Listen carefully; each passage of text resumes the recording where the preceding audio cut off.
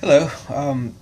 I thought I would take some time and talk about this business about definitions. Um, for lots of reasons.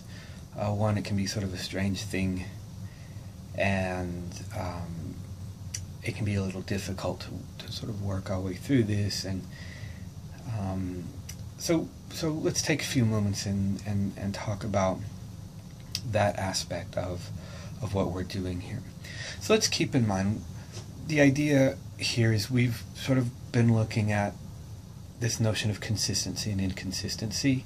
We've been looking at this notion of possibilities and the different types of possibilities. And we're looking now at this idea of definitions.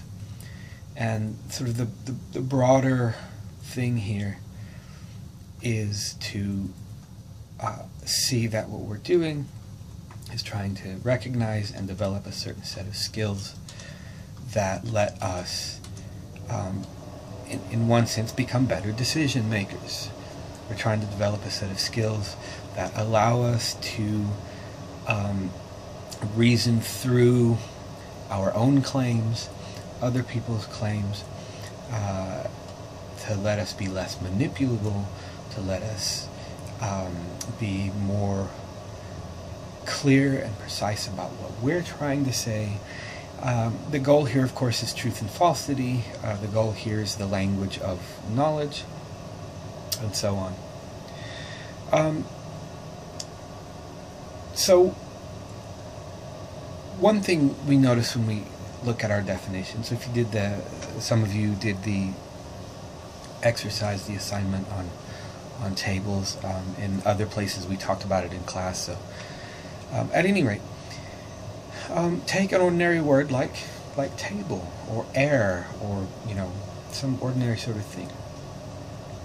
And when you try to come up with a definition of it yourself, you come up with a long list of criteria that presumably specify what it means to be a table, such that something that doesn't have this or some of these criteria is not a table.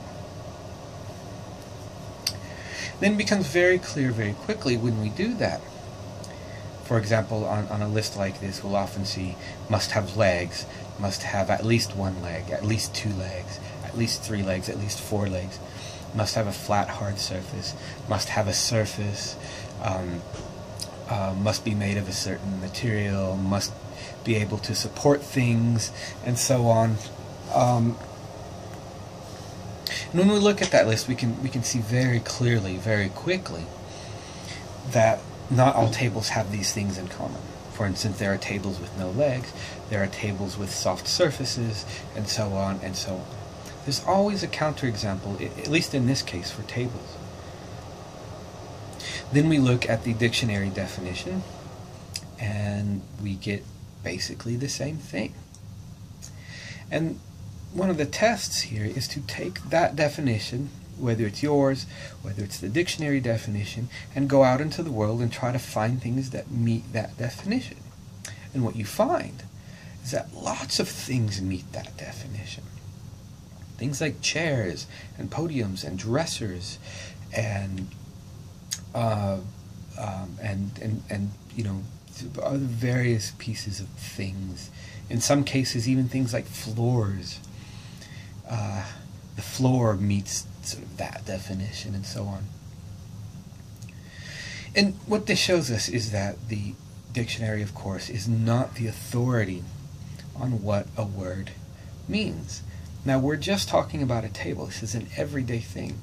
But we can imagine if we were talking about something like justice or love or freedom and responsibility. What do these words mean? Or maybe we're talking about personhood, maybe like in an abortion debate or something. But it's very difficult to talk about what these words mean. And I wish it were just as easy as going to a dictionary and looking up the word and just having things settled, but it's not. And we're making a mistake when we rely on the dictionary for simply the sort of last meaning of the word. So we need to go beyond this. So one thing I hope you notice when you do these exercises, these sorts of things, is the sheer broadness and generality of the definitions. They allow lots and lots of things that no reasonable person would call, in this case, say a table. Even your own definitions, when you come up with them, realize how broad they are. And oftentimes, and we see this in class a lot, how we immediately just shout out that, well, it's this and this and this and this, without giving it a single thought about what a table actually is. We just sort of feel and sort of quote-unquote know what a table is, and that becomes our first response without actually even thinking about it. I'll talk about some more aspects of that toward the end of this short video.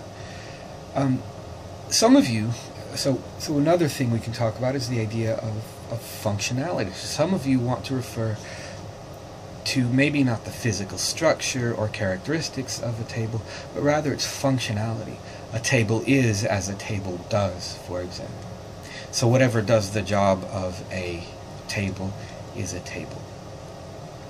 And my question, our question, is what good does that do us? I mean, how far does that get us if we just rely on functionality? So if we say, well, what do tables do? Well, tables do lots of things, right? They serve as meeting places. They serve as places to eat, places to work, places to study, places to write, places to cook, places to support things for decorations, and so on, and so on, and so on. But notice one of the problems with this, right? We can talk about a couple problems. The sheer amount of things that we cook and read and write and so on, and we do all these things on. We can think of lots of things. Chairs, beds, bookshelves, and so on. And clearly none of these things we want to call a table. But according to this functionality business, we would call it a table. Now go out into the world and start calling your bed a table and see what happens. This isn't just a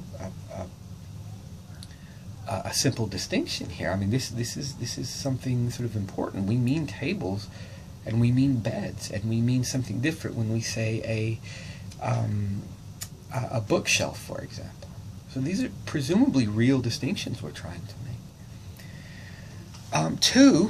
One problem with a second problem with talking about the functionality aspect of a table, trying to identify a table in terms of its function, is when we think about what tables do. Say I make a table as part of a museum exhibit whose intention, I made it so that it can be looked at and not used. It's a model table that is intended to show the audience what a table in the 8th century might have looked like, for example. In which case, it's not intended to be used as a table. It's just sort of a table. And so talking about functionality, and yet it's still a table, so talking about functionality doesn't really get us very far, even when we talk about a table. Now again, imagine a much more complex or more important notion, such as, again, justice or personhood or something like this. There's a lot of digging we have to do.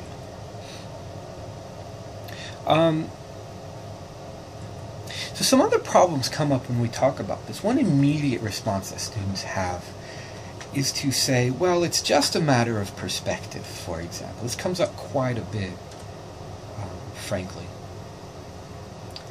And I want you to recognize that that's not a proper response. Saying that it's just a matter of perspective is never going to be a proper response in cases like these. If we're talking about whether or not you like vanilla ice cream, or whether or not you like a certain painting or something, then yeah, maybe your perspective sort of matters. But when the goal is truth or falsity, your perspective is irrelevant, frankly. Plus, it's highly doubtful that you actually believe something like that in the first place. So, for example, it's business about a table. Saying, well, a table is just a matter of perspective. Whatever you perceive as a table is a table. Well, if we're really committed to that line of reasoning, if you really think that it's just a matter of perspective, then no matter what you perceived as a table, it would in fact actually be a table. And so let's just assume like I perceive this as a table. Now you can't say, well, I'm just crazy, because now you're undermining your own position.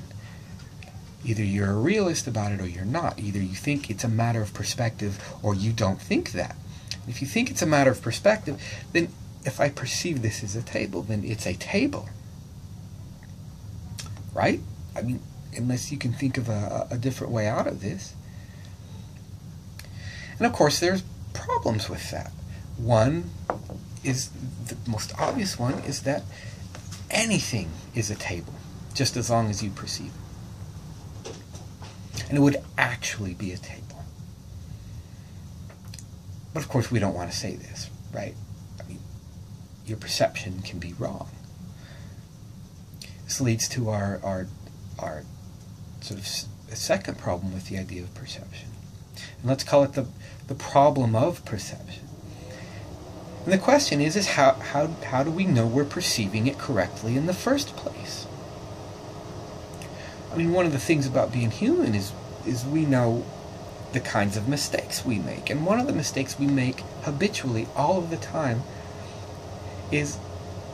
comes in our perceptions. We don't always perceive things correctly. Sometimes we're wrong in our perceptions, and we know this. And so we can't say that it's just a matter of perception without running into some of these problems. Well, how do you know you even have the right perception? How can we check that? A third problem comes with the perception of others. So we have situations in which a group of us might see an object and we call it a table because we're perceiving it a table. But just like the sort of inverted spectrum, where you and I might see yellow, for example. I don't know if I have an example. But I don't. But you and I might see something that we call yellow. And someone with an inverted spectrum will call the same object yellow. And yet what they're going to see is something what you and I would call blue. And yet we all point reliably to yellow objects. Maybe there's this problem as well. Maybe someone sees a table, points to it, and yet what they're perceiving is something entirely different than what you and I are perceiving. In which case are they correct? There's lots of problems associated with the idea of perception, and that perceiving something really makes it true. So it might be very difficult to get at some of these problems. It might be very complex. We might be unwilling to do the work. We might not know how to do the work and so on. But saying it's a matter of perception doesn't help us. It only exacerbates the problems. And two, it's highly doubtful you actually really believe that it's just a matter of perception.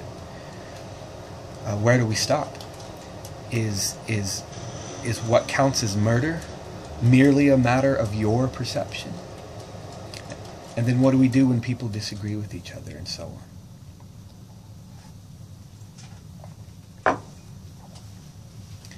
on? So how do we sort of work out these problems? One solution, maybe a little funny to you, but would be to recognize, well, maybe, as a matter of logical possibility, maybe there's no such thing as tables in the sort of real, hard, actual sense that we want there to be. And this would explain a whole lot. This would explain why we can't sort of rigidly define what tables are.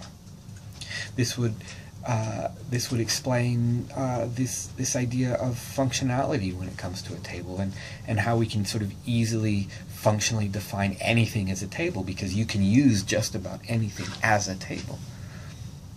And that's fine, and maybe this is a legitimate solution to our problem. It certainly works, It certainly allows us to keep talking about tables, and we want things like that. Imagine a world in which you lose the ability to talk about tables. So certainly that's not what we want. But in order to do that, we have to give up on this notion that there is a set of characteristics that make a table a table. So sort of ontologically speaking, metaphysically speaking, there are no such things as tables. Rather, the word table, when we use it, becomes a really nice way of navigating our world. It lets us do things. It's a very practical use, and so on. That's cool. That's fine. We can deal with that. But we have to give up on the notion of there being an actual table in the sort of strict, hard sense that we want. That implies lots of things. So this brings us to our question of what's the point of doing all of this, right? Right? So you can, at this point, you can sort of either be a good philosophy student or a bad philosophy student, if you let me say that. The bad philosophy student is going to go around saying something like, oh, well, nothing's real and nothing exists, and so on.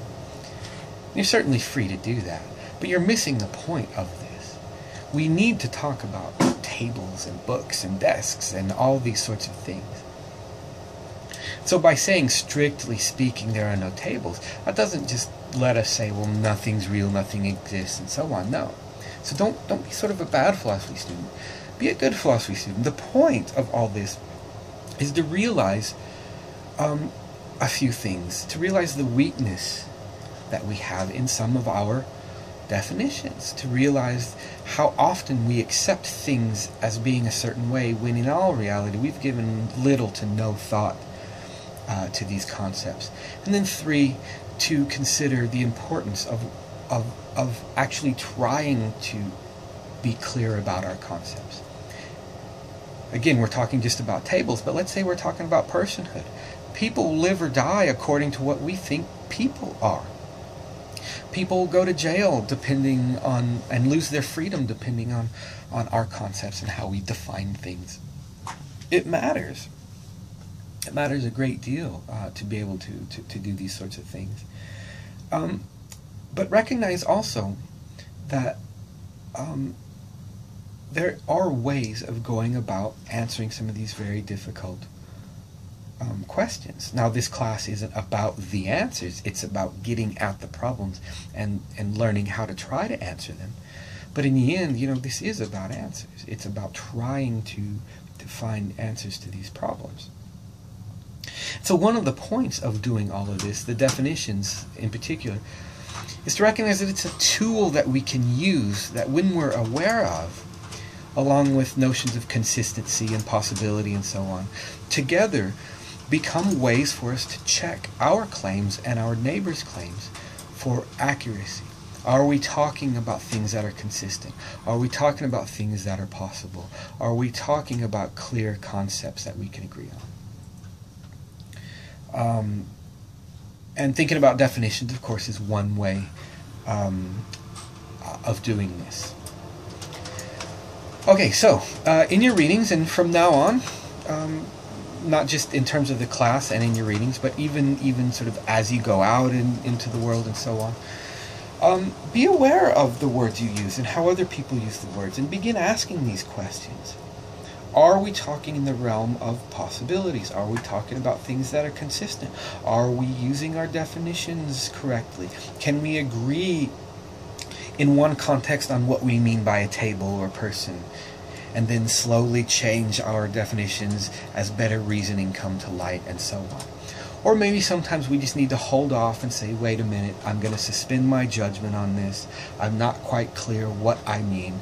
Let me come back when I've thought about this a little bit, and so on and so on. As always, keep reading. I'm available anytime, within reason. Keep reading, keep sending me emails, and I'll see you in the classroom and online. Bye.